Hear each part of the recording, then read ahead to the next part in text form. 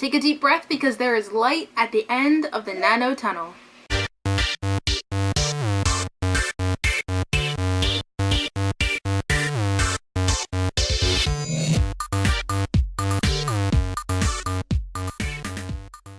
Happy last day of Nano and a belated American Thanksgiving, we're nerds. So you've made it. Today is the last day of NaNoWriMo and you are most likely one of 3 possible people. Either you already completed your 50,000 words and you're spending the last day perfecting the complexity of your victory dance. Or you're so close you can taste it, but then you wouldn't be watching this video. You would most likely be locking yourself in your room, smashing your head against your keyboard, hoping coherent words form in the letters. That was me last year. Or you're like me this year and have abandoned all hope long ago. And you're spending your last day wallowing in self-pity and gorging on leftover turkey in hopes that that turkey coma will help dull some of the pain. It does help.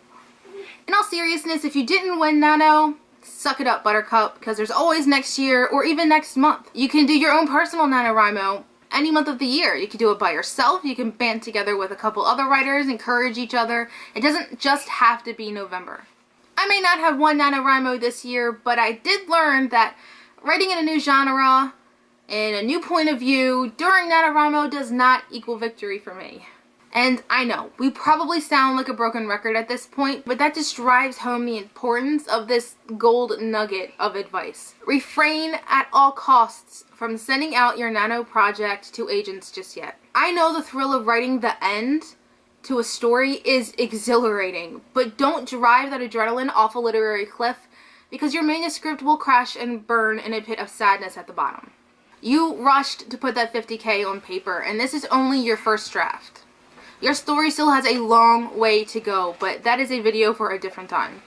To close out this video, in the spirit of American Thanksgiving, I would like to talk about being thankful. For brevity's sake, I will stick to 3 things. 1, I am so thankful for my family, and that includes my friends.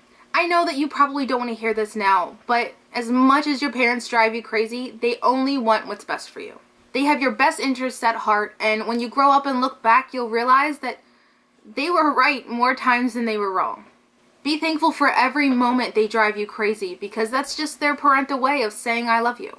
2, I'm also thankful for the health of myself and my family, in that of all of the many illnesses that have made its way through our house this year, all of them have been curable with a little dose of over-the-counter Robitussin. Be thankful for your health even when you're coughing and sneezing and sniffling your way through the winter months. And 3, I am thankful for new experiences.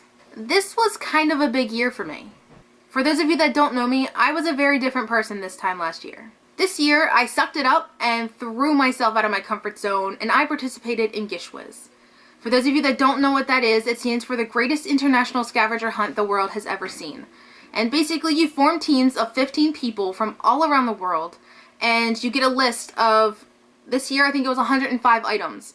And you have to be as creative as possible in completing these items. One of the items that I completed was a live Christmas card where you had to take a family, set them up in a very public place, and record them standing still in a picture pose for 5 minutes and condense that down into 30 seconds.